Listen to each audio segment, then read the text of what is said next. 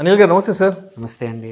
Sir Anil గారు, last 4-5 years నుంచి ఈ రీట్స్ అనే మోడర్న్ ఇన్వెస్ట్మెంట్ ఎవెన్యూ బాగా బజ్ క్రియేట్ చేస్తుంది. అవును.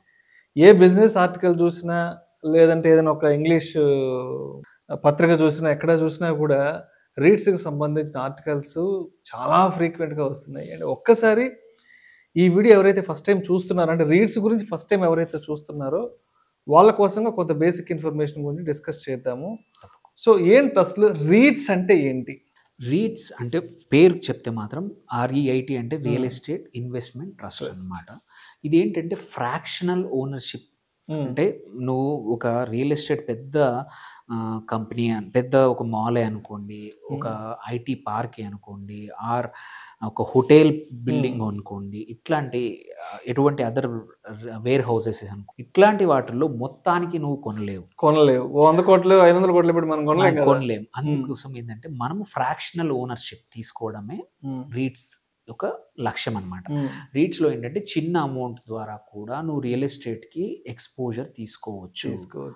సో ఇవేంటంటే రీట్స్ వచ్చి ఈ ట్రస్ట్లు ఏంటంటే ఈ రియల్ ఎస్టేట్ యాసెట్స్ని కొని మెయింటైన్ చేస్తూ ఉంటాయి. So could be real estate company అయి ఉండొచ్చు, ఒక ఫైనాన్స్ కంపెనీ అయి ఉండొచ్చు. వాళ్ళు ఏంటంటే వాళ్ళే డెవలప్ చేసిన అయి ఉండొచ్చు, ఆర్ ఎగ్జిస్టింగ్ వేరే వాళ్ళ దగ్గరికి నుంచి కొనైనా సరే ఒక పూల్డ్ ఇన్వెస్ట్మెంట్. మామూలుగా ఏంటి, ఇక్కడ మ్యూచువల్ ఫండ్స్ ఎట్లా అందరం కలిసి మనము డబ్బులు ప్రొఫెషనల్ ఫండ్ మేనేజర్కి ఇస్తే ఆయన తీసుకెళ్ళి రకరకాల స్టాక్స్లో పెట్టినట్టే ఒక రీట్స్ యొక్క ప్రొఫెషనల్ మేనేజ్మెంట్ కూడా ఇన్వెస్టర్స్ అందరూ డబ్బులు ఇస్తే పోగేసి ఈ కమర్షియల్ రియల్ ఎస్టేట్ దేని ద్వారా అయితే రెంట్ వస్తుందో వాటిల్లో ఇన్వెస్ట్ చేసి వాళ్ళే మేనేజ్ చేసి 90% of rents by default compulsory rules ప్రకారం, లెట్సే ఒక 500 కోట్ల యాసెట్ ఉంది, దానికి నెలకు ఒక 10 కోట్ల రెంట్ వస్తుంది అనుకుందాం. Just simple. అందులో 90% రెగ్యులర్గా ఇన్వెస్టర్స్కి అకార్డింగ్ టు ఎంత ఫ్రాక్షన్ ఉందో అంత ఫ్రాక్షన్ డిస్ట్రిబ్యూట్ చేయాలి. 10% మాత్రమే ఆ ప్రాపర్టీ డెవలప్మెంట్ కోసం కానీ మిగిలిన ఫ్యూచర్ కోసం ఉంచుకోవాలి, పోస్ట్ ఎక్స్పెన్సెస్. సో ఇది రీట్స్ యొక్క బేసిక్ రూల్ అనమాట. అడ్వాంటేజ్ విత్ రీట్స్ ఏంటంటే దే ఆర్ మార్కెట్లో ట్రేడ్ అవుతాయి. అంటే ఎక్స్చేంజ్లో ట్రేడ్ అవ్వడం అంటే ఎప్పుడంటప్పుడు అమ్మడానికి లిక్విడిటీ ఆప్షన్ కూడా ఉంటుంది. అంటే ఎవరికైనా మనకు ఇప్పుడు సపోజ్ ఒక రీట్ ఒక యూనిట్ వచ్చేసి ఒక ఫ్రాక్షన్ లెట్స్ సే 300 రూపాయల దగ్గర ట్రేడ్ అవుతుంది. మనం కొన్నాం 300, ఒక 1 ఇయర్ తర్వాత 350 అయింది అనుకుందాం, just for simple this thing. మనం కావాలి అంటే ఒక ప్రాపర్టీ అమ్మాలంటే ఇబ్బంది, బట్ ఇక్కడ మార్కెట్లో ట్రేడ్ అవుతుంది కాబట్టి ఏ రోజైనా సరే నీకున్న ఇన్వెస్ట్మెంట్ మార్కెట్లో అమ్మేసి ఎగ్జిట్ అవ్వచ్చు. సో అది one of the major advantage. Okay. Second ఏంటంటే బికాజ్ ఈ రెంట్ అనేది డివిడెండ్ రూపంలో మనకు వస్తుంది కాబట్టి ఎవరికైతే రెగ్యులర్ ఇన్కమ్ కావాలో అది కూడా మనకి రెగ్యులర్గా వస్తూ ఉంటుంది. It depends. అంటే ఓన్లీ థింగ్ ఏంటంటే ఆ రీట్ కింద ఉన్న ఆస్తులు ఎక్కువ మటుకు ఏంటంటే ఇండియాలో ఉన్న రీట్లు వచ్చేసి కమర్షియల్ ప్రాపర్టీసే అనుకోండి, ఐటీ పార్క్సే అనుకోండి, హోటల్సే అనుకోండి, వేర్ హౌసెస్, ఇట్లాంటి వాటివి మాత్రమే రీట్స్ ద్వారా కంపెనీస్ ఆఫర్ చేస్తూ ఉన్నాయన్నమాట. సో ఆక్యుపెన్సీని బట్టి, రెంటల్స్ని బట్టి మనకు రెగ్యులర్ ఇన్కమ్ కూడా జనరేట్ అవుతూ ఉంటుంది అనమాట. సో అది సెకండ్. అండ్ థర్డ్ ఇంపార్టెంట్ ఏంటంటే మనం ఒక రియల్ ఎస్టేట్ బయట కొనాలంటే మినిమం ఒక 1 కోటి రూపాయల కన్నా తక్కువ కొనే పరిస్థితి లేదు కమర్షియల్గా ఉన్న ప్రాపర్టీ. రెసిడెన్షియల్గా 60-70 లక్షల్లో వస్తుంది 2 BHK కావచ్చు, కానీ కమర్షియల్గా కొనాలంటే మాత్రం 1 కోటి రూపాయల వరకు కావాల్సిందే. అలాంటిది కాకుండా చిన్న అమౌంట్ 10,000, 50,000, ₹1,00,000 కూడా నువ్వు రీట్స్ ద్వారా రియల్ ఎస్టేట్కి ఎక్స్పోజర్ తీసుకోవచ్చు. అంటే స్మాలర్ క్యాపిటల్తో కూడా నువ్వు రీట్స్లో ఇన్వెస్ట్ చేయొచ్చు అనమాట, విచ్ ఈస్ నాట్ పాసిబుల్ రెగ్యులర్గా రియల్ ఎస్టేట్లో నాకు చేయాలంటే. అంటే ఇక్కడ యాక్సెసిబిలిటీ అనేది 100లో కూడా మనం ఇన్వెస్ట్ చేసుకోవచ్చు, అందరికీ యాక్సెసిబిలిటీ ఉంటుంది అనమాట. చిన్న ఇన్వెస్టర్ పెద్ద ఇన్వెస్టర్ అని ఏమీ లేదు, ప్రతి ఒక్కరికి కూడా అవైలబుల్ ఉంటుంది. లో టికెట్ సైజ్, స్మాల్ టికెట్ సైజ్తో కూడా మనం ఎంటర్ అవ్వచ్చు. క్యాపిటల్ లిక్విడిటీ చాలా బాగుంటుంది. సో ఎప్పుడంటే అప్పుడు ఎగ్జిట్ అవ్వచ్చు. అండ్ అన్నిటికన్నా important transparency, everything is reported to stock exchanges and SEBI.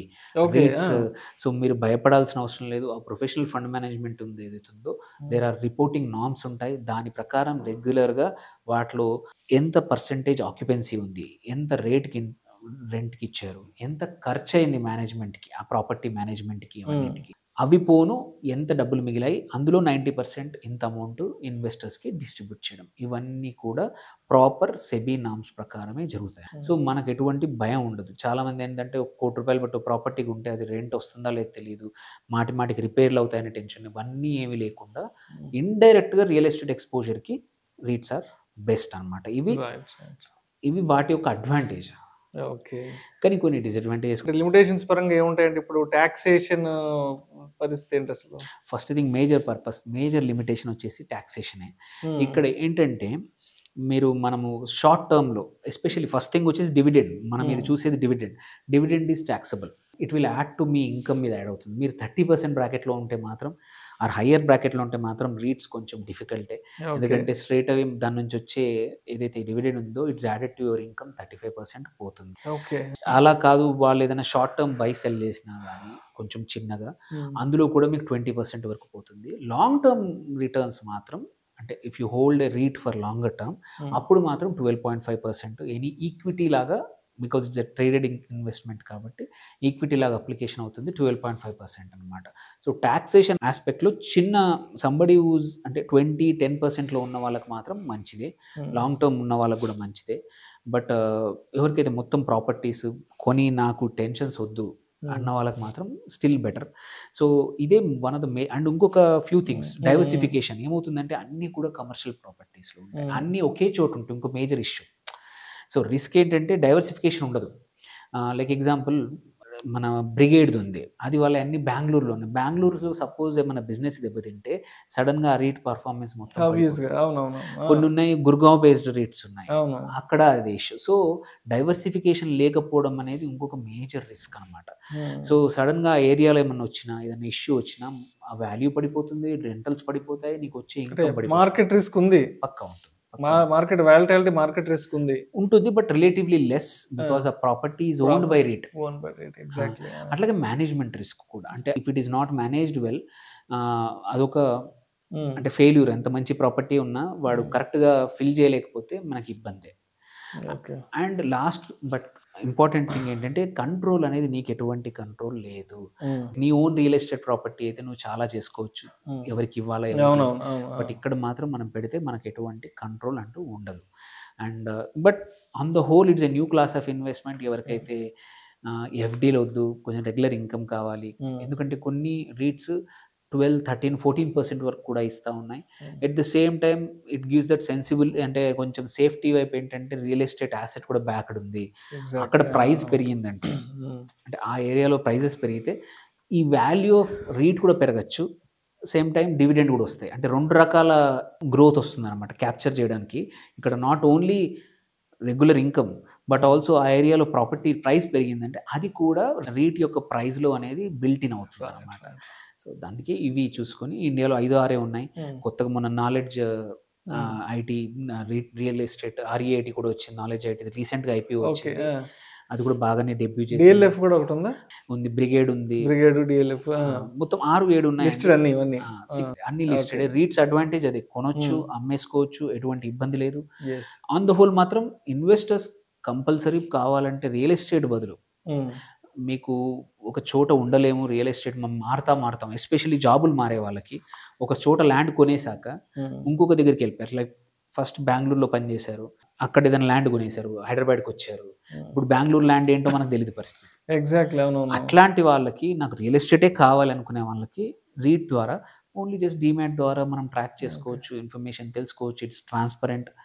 At least భయం అనేది ఉండదు, నా ల్యాండ్ ఏమవుతుందా, కబ్జా గురవుతుందా అని. ఫిజికల్ ప్రాపర్టీస్ లో చాలా టెన్షన్స్ ఉంటాయి, లిక్విడిటీ ప్రాబ్లం ఉంటుంది, రెగ్యులేటరీ ఇష్యూస్ ఉంటాయి, డాక్యుమెంట్ ఇష్యూస్ ఉంటాయి, మానిటర్ చేయలేము బయట ఉండి కూడా. అవన్నీ కబ్జా కానీ, ఎటువంటి రెవెన్యూ ఇష్యూస్ కానీ, ఎవరైనా ఎక్స్పాన్షన్ కానీ, పక్కవాడు ఇబ్బంది చేశాడు, అవన్నీ లేకుండా స్ట్రేట్ ఫార్వర్డ్ ప్రాపర్టీ అప్రిషియేట్ అవుతుంది, వాటి ద్వారా వచ్చే రెంట్లు బట్టి రెంట్ వస్తుంది, ఎప్పుడంటే అప్పుడు ఎగ్జిట్ అవ్వచ్చు. ఇంతకన్నా అంటే కొద్దిమంది ఏంటంటే నువ్వు ఈక్విటీ నచ్చదు, అలాంటి వాళ్ళకి రీట్స్ అనేది ఒక మంచి మార్గం, కొత్త మార్గం.